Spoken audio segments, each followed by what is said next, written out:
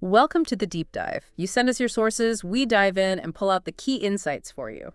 Fast and focused. Yeah, exactly. And today, we're looking at something pretty specific you sent over. The very first round of a PvP match in Tools and Titans TNT TCG. That's right. It's the Voltara versus Carpentar clash, sometimes called Storm Precision versus Sacred Joinery. Uh-huh.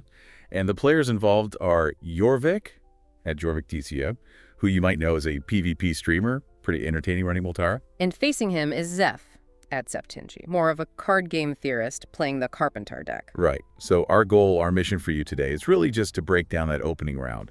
What were the big decisions? Who got, the initial edge? Okay, let's jump straight into it then. Round 1 of Tools and Titans.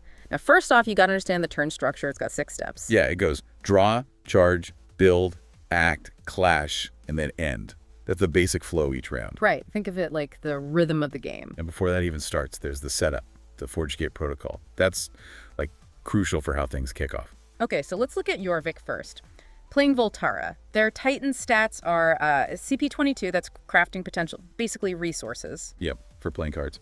And ST4, Strength 4, important for, clashes. And their Divine Draw, the initial resource thing, they hit. So 1 charge straight away.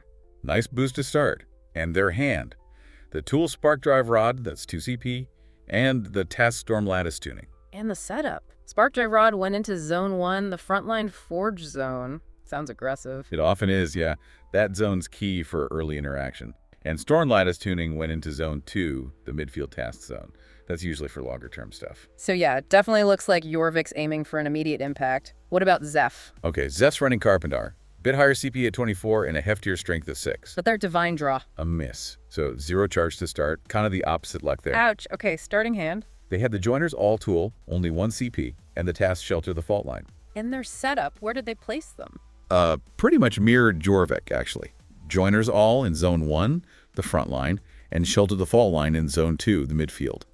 Interesting. Both opting for that tool task split in Zones 1 and 2. Okay, let's break down round 1 itself now, phase by phase.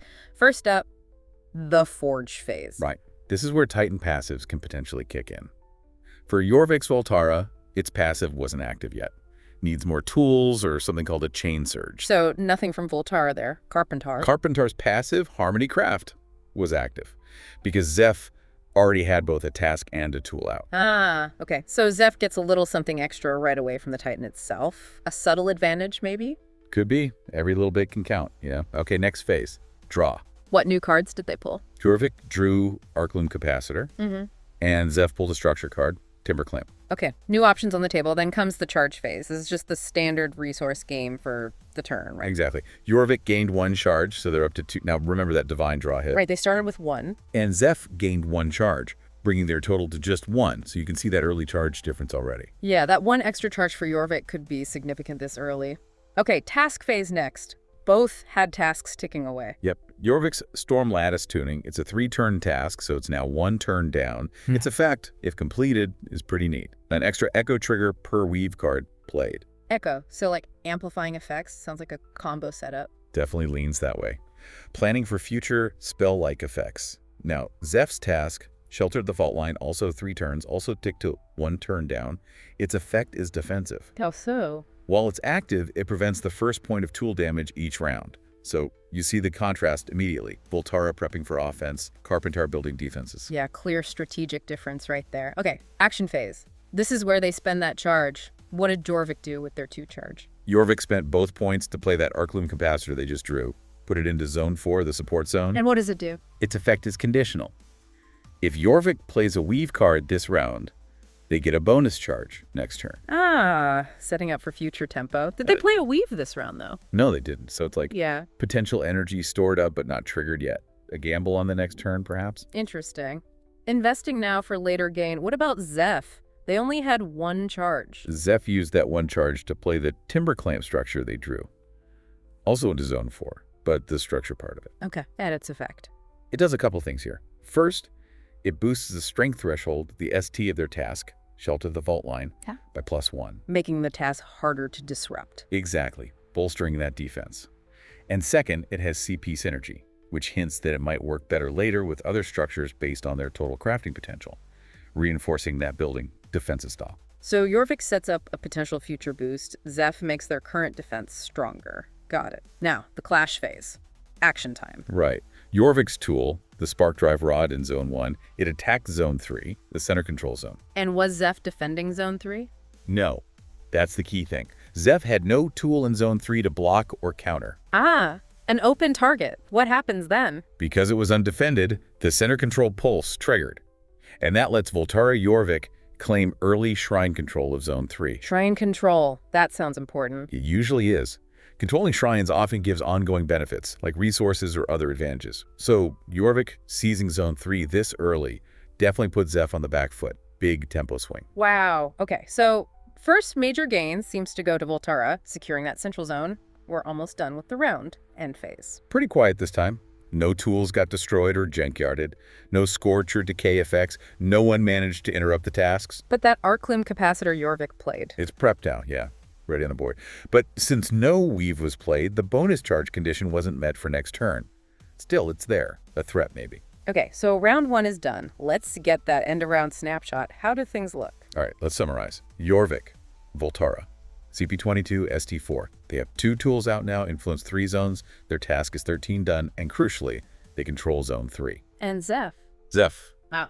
CP24, ST6.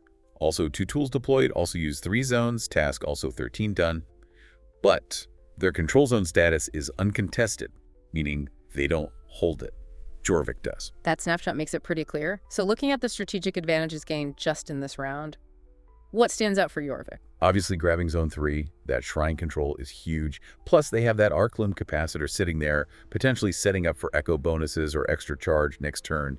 It's about initiative. An aggressive start paying off with board position. And for Zeff, what positives can they take into round 2? Well, they successfully reinforced their task, shelter the fault line, with the timber clamp.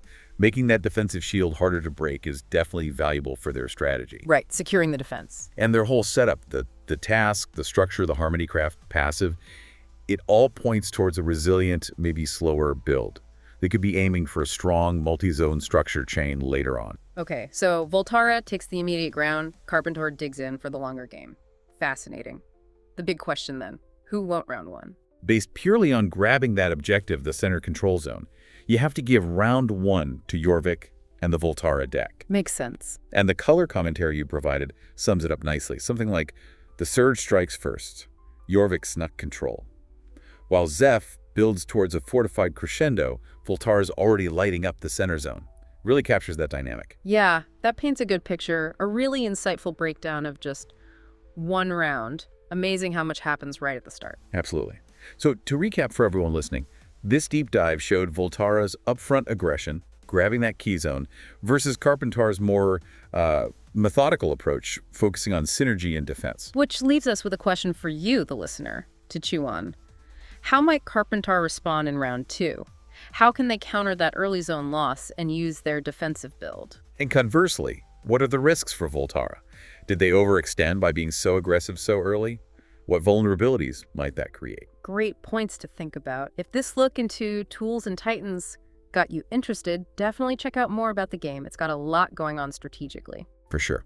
Well, thanks for tuning into this deep dive. We'll catch you on the next one.